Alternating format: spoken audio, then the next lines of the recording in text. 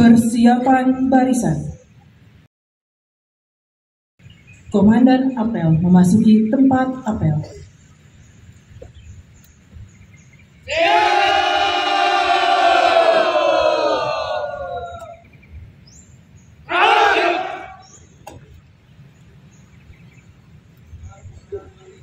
Masing-masing komandan beton kembali ke samping kanan.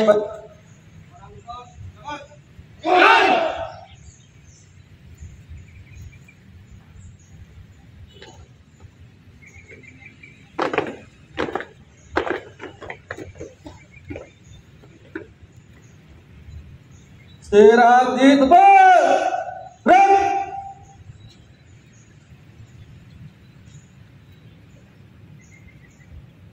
Pembina apel memasuki tempat apel. Siap. Gerak.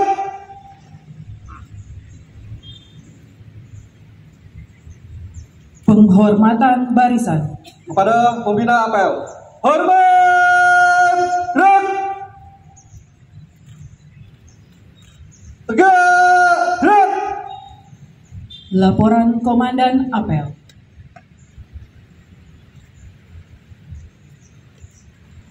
Lapor apel pagi dan pencanangan pelayanan publik berbasis HAM di lingkungan Badan Pengembangan Sumber Daya Manusia Hukum dan HAM, Senin 25 Maret 2024, siap dilaksanakan.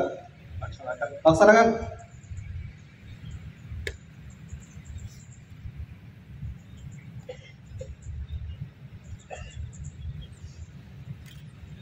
Pembacaan deklarasi pencanangan pelayanan publik berbasis HAM di lingkungan Badan Pengembangan Sumber Daya Manusia Hukum dan HAM oleh Sekretaris Badan Pengembangan Sumber Daya Manusia Hukum dan HAM kepada Bapak M. Hilal untuk mengambil tempat.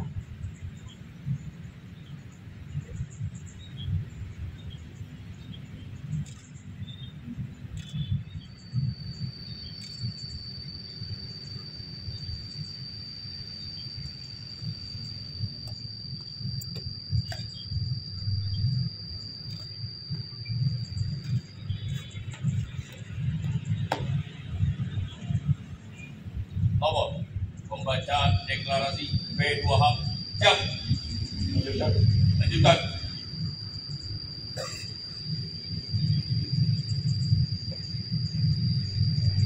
Deklarasi pencanangan pelayanan publik berbasis hak asasi manusia.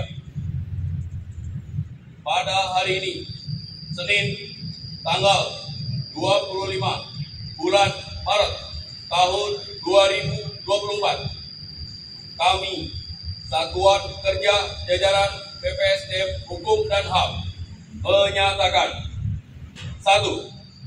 Siap melaksanakan pelayanan publik berbasis hak asasi manusia sesuai tahapan, kriteria, dan indikator P2 HAM. 2. Siap berkomitmen untuk bersungguh-sungguh akan memberikan prioritas layanan terhadap kelompok rentan. Pernyataan ini dibuat atas kesadaran sendiri dan tanpa paksaan dari pihak manapun. Dibuat dengan sebenar-benarnya berdasarkan komitmen bersama. Pembacaan telah dilaksanakan. Laporan selesai. Kembali ke tempat.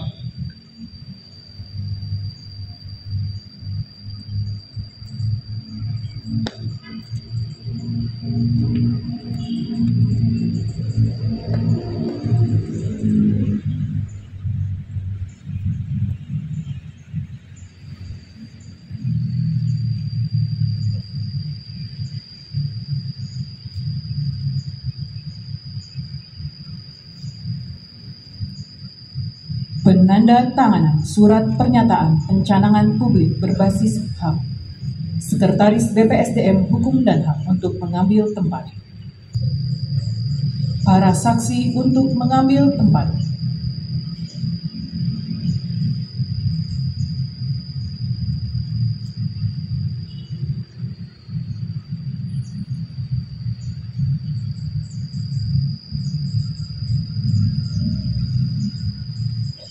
Kepala BPSDM Hukum dan HAM berkenan untuk mengambil tempat.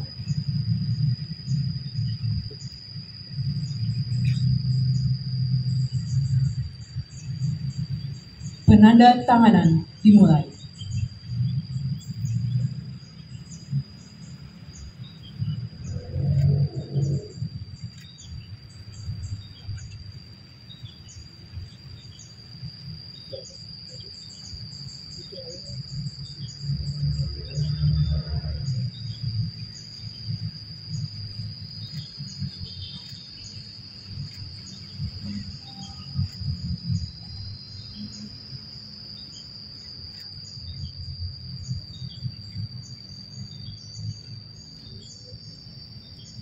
Penanda tanganan selesai.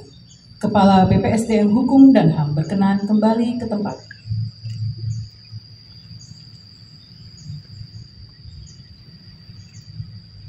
Para saksi kembali ke tempat. Sekretaris BPSDM Hukum dan HAM kembali ke tempat.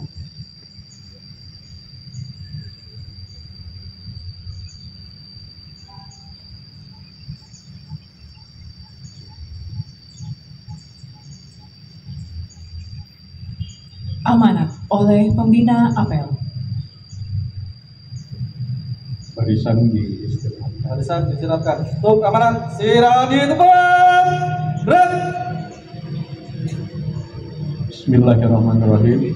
Assalamualaikum warahmatullahi wabarakatuh.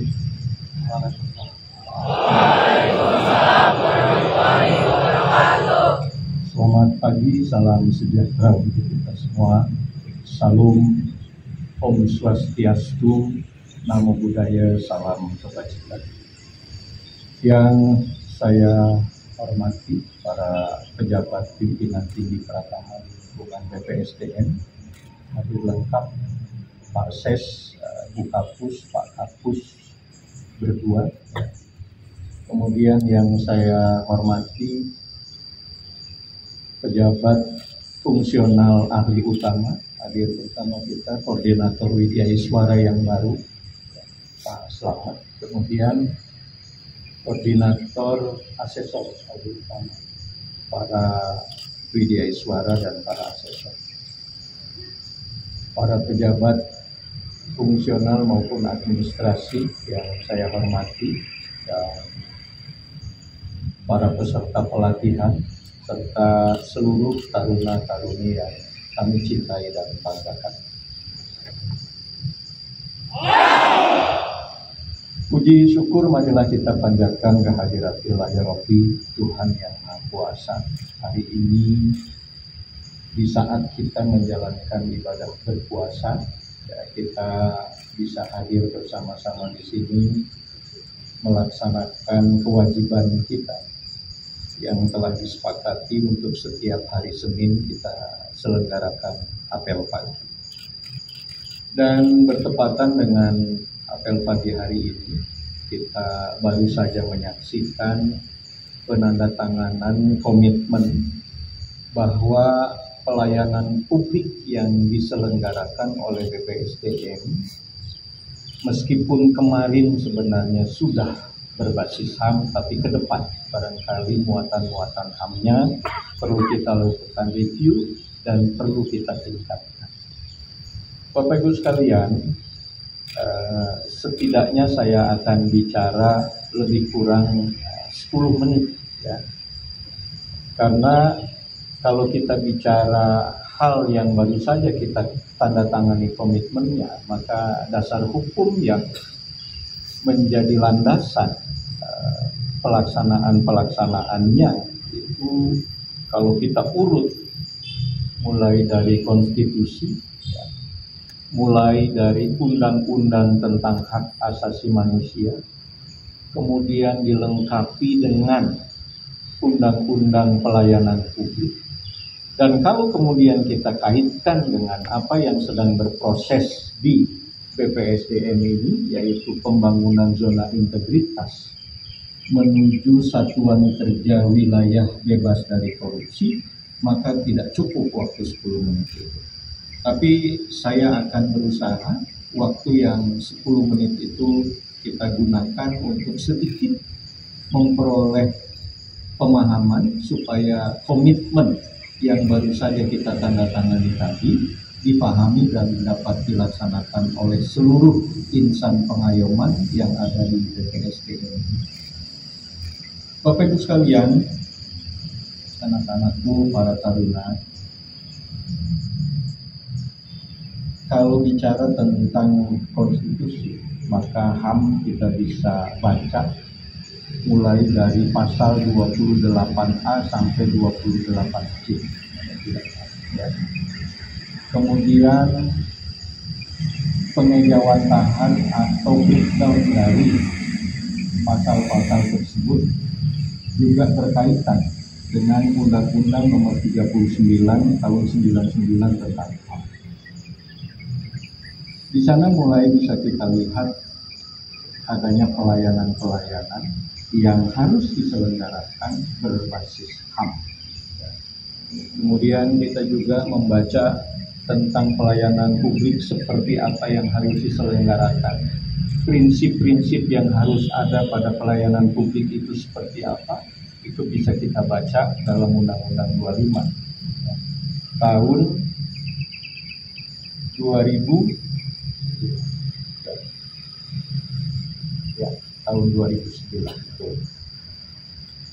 Bapak Ibu, saya ingin menghubungkan ini kemudian dengan pembangunan zona integritas menuju wilayah bebas dari korupsi. Ya. Kalau kita bicara membangun zona integritas, maka di dalamnya adalah komitmen untuk melaksanakan 8 area perubahan. Ya. Mulai dari mindset dan budaya kerja, kemudian aspek perundang-undangan, bisnis prosesnya, pengawasannya, sampai yang ke-8 adalah pelayanan publik. BPSDM memiliki beberapa pelayanan publik. Kalau kita hubungkan dengan struktur dan tugas fungsi, maka BPSDM menyelenggarakan pelayanan pendidikan dan pelatihan. Nah, ketika kita bicara pelayanan pendidikan dan pelatihan yang selalu kita selenggarakan, termasuk pelayanan pendidikan terhadap para taruna, pelayanan pelatihan terhadap ASN untuk bidang-bidang tertentu, maka semua pelayanan itu mulai hari ini mari kita review apakah prinsip-prinsip dasar dari pelayanan publik berbasis HAM itu sudah kita laksanakan, sudah kita selenggarakan, dan sudah kita siapkan. Lalu ada berapa sih sebenarnya prinsip-prinsip pelayanan publik berbasis HAM? Nah, kalau kita bicara itu banyak. Tetapi dari 3 hal besar, kalau kita bicara tentang pelayanan publik berbasis HAM, maka 3 hal yang penting harus kita siapkan. Yang pertama adalah aksesabilitas. Ketersediaan akses bagi semua orang yang membutuhkan pelayanan. Akses itu akses yang bagaimana? Akses yang sesuai dengan pelayanan yang diberikan. Tadi dalam komitmen dibacakan salah satunya adalah untuk kelompok rentan. Ya. Nah, kelompok-kelompok rentan itu seperti apa? Apakah taruna ini kelompok rentan? Mari kita diskusikan.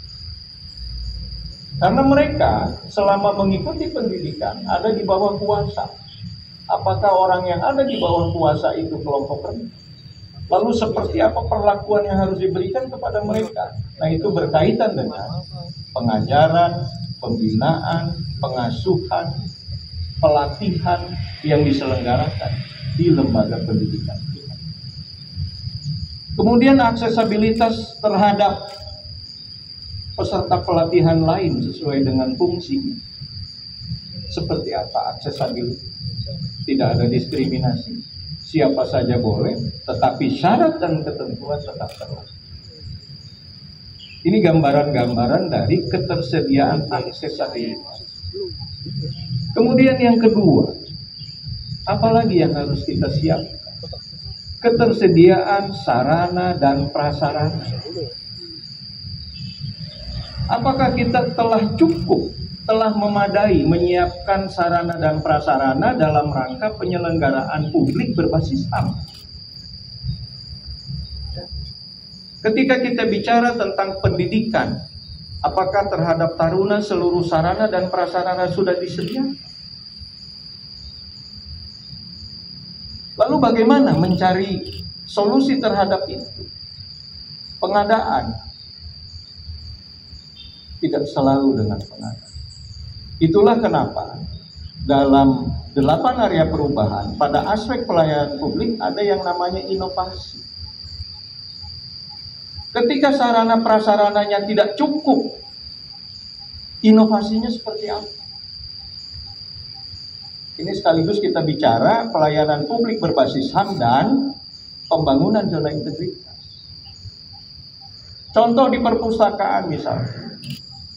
Perpustakaan gedungnya hanya seperti itu, fasilitas yang tersedia hanya seperti itu. Kalau untuk melayani seluruh taruna, satu kelas saja, atau misalnya satu angkatan, satu kelas 1, tingkat pertama, nggak cukup. Kita tidak boleh menghalangi hak mereka untuk mendapatkan fasilitas perpustakaan. Dibutuhkan terobosan, dibutuhkan inovasi. Di situ ketersediaan sarana prasarana yang dimaksud. Bukan sarana prasarana yang mencukupi semua kebutuhan. Tidak mungkin. Tidak mungkin. Karena kebutuhan sendiri dinamis. Tidak berhenti pada satu titik ketika terpenuhi. Tidak. Tapi bagaimana sarana prasarana itu juga dinamis, ada inovasi, ada terobosan. Demikian juga pelayanan-pelayanan yang lain. Misalnya pelayanan ibadah, pelayanan kegiatan belajar mengajar, kegiatan pelatihan misalnya. Apakah sarana akomodasi penginapannya sudah sesuai dengan standar? Apakah kebutuhan kelas itu juga sudah sesuai dengan standar? Ini pelayanan.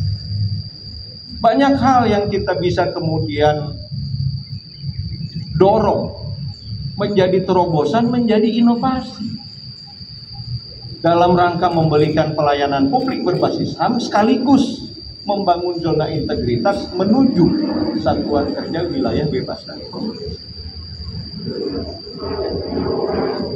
Jadi yang pertama, aksesibilitas harus tersedia bagi siapapun. Yang kedua, sarana prasarananya mendukung untuk kegiatan tersebut. Ada terobosan, ada inovasi. Kemudian yang ketiga apa? Ketiga adalah ketersediaan sumber daya manusia, petugasnya. Jangan cantumkan nomor telepon yang bisa dihubungi, telepon pengaduan, telepon laporan, tapi ketika ditelepon tidak pernah dijawab.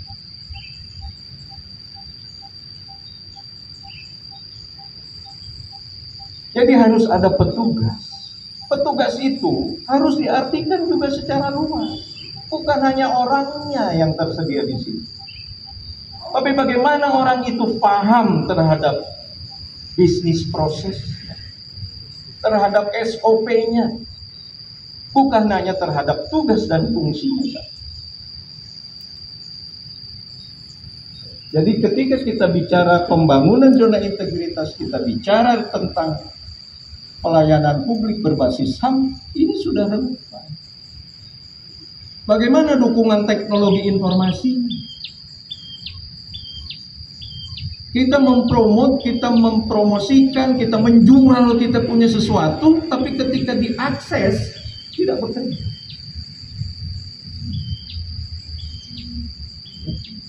Mari kita review itu semua. Dan semua itu, dua hal itu, membangun zona integritas dan menyelenggarakan pelayanan publik berbasis HAM, Yang dibutuhkan pertama adalah komitmen. Dan komitmen itu komitmen siapa? Komitmennya adalah komitmen kita semua. Seluruh pimpinan, teman-teman di administrasi, para taruna, komitmen kita semua. Komitmen kita bagaimana kita melaksanakan pembangunan zona integritas dengan setidaknya 6 area perubahan. Dan di ujungnya ada pelayanan publik yang sudah dengan predikat tambahan berbasis hak asasi manusia. Saya kira itu sebenarnya apa yang kemudian kita perlu pahami dari apa yang berproses baru saja tadi. Dan apa yang kemudian kita harus lakukan dalam rangka berkontribusi terhadap apa yang mau kita capai sebagai tujuan dari apa yang kita canangkan tadi. Yang pertama, kita menjadi satuan kerja yang merupakan wilayah bebas dari korupsi. Dan pelayanan publik yang kita selenggarakan itu berbasis hak asasi manusia. Karena dua ini adalah dua hal yang merupakan kontestasi yang hasilnya keduanya menjadi salah satu indikator dari tercapainya pembangunan zona integritas di sebuah instansi. Ya. Banyak indikator-indikator lain. Seperti misalnya kita melaksanakan tugas fungsi pendidikan dan pelatihan, pengembangan kompetensi. Apa yang harus kita tuju? Apa yang harus kita capai? Indeks apa yang menjadi tanggung jawab kita di kementerian ini? Indeks itu adalah salah satu yang utama, indeks profesionalisme ASN. Indeks profesionalitas ASN. Coba lihat, berapa indeks profesionalitas ASN kementerian ini?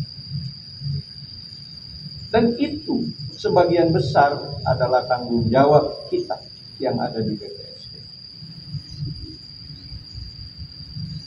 Saya kira itu Bapak Ibu yang bisa disampaikan anak-anakku.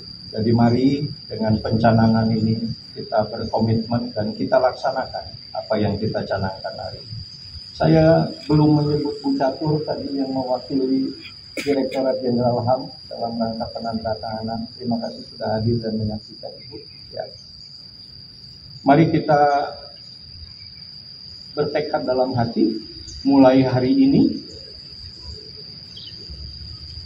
Kita tetapkan dalam hati kita bahwa dua yang kita ikhtiarkan hari ini, mari kita kontribusi di dalamnya supaya apa yang kita canangkan sebagai tujuan bisa tercapai.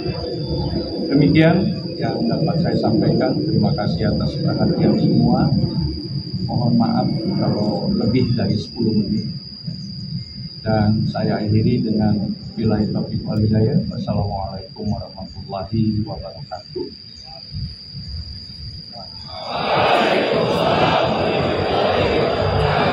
Om Santi Santi Santi. Pasukan disiapkan. Siap. Menyanyikan Mars Kementerian Hukum dan HAM.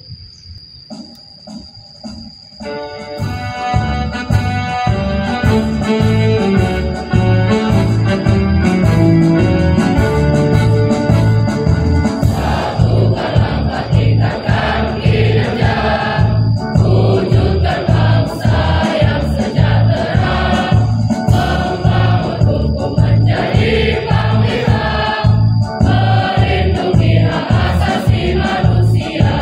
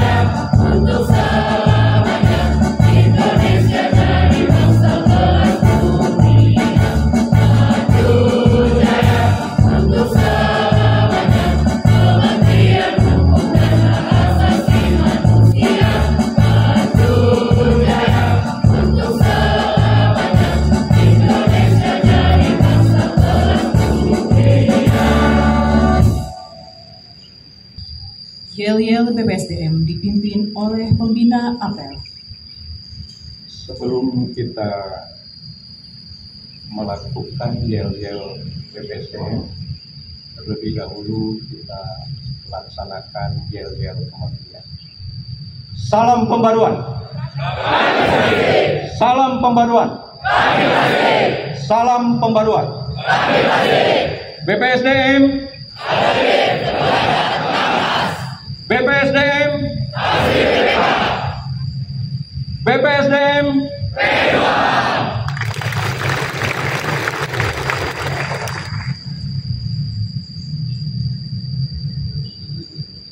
Pembacaan doa. Bismillahirrahmanirrahim. Assalamualaikum warahmatullahi wabarakatuh. Doa akan saya pimpin secara Islam, yang lain menyesuaikan. Bismillahirrahmanirrahim. Astaghfirullahaladzim. Astaghfirullahaladzim. Astaghfirullahaladzim. Allahumma salli ala Sayyidina Muhammad wa ala ali Sayyidina Muhammad. Ya Allah yang maha pengasih lagi maha penyayang, puji serta syukur kami panjatkan kehadirat-Mu. Pada pagi hari ini kami dapat hadir dan berkumpul mengikuti apel pagi untuk mengawali tugas dan pekerjaan kami.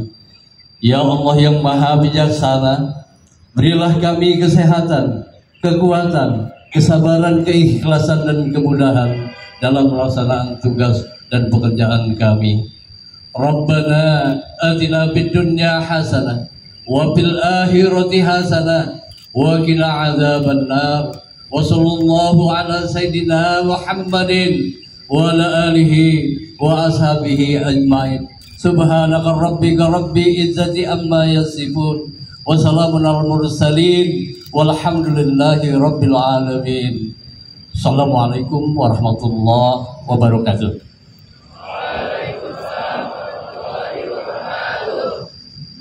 Laporan Komandan Apel.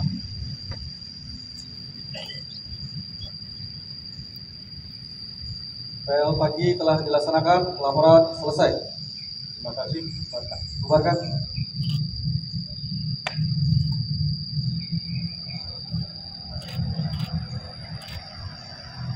Penghormatan barisan. Kepada pembina apel, hormat, gerak, tegak, gerak. Pembina apel meninggalkan tempat apel.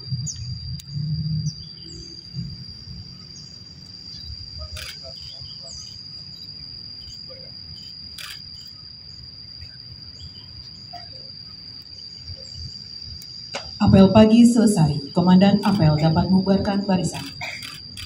Masing-masing komandan beton dapat membubarkan barisan. Komandan beton, jalan.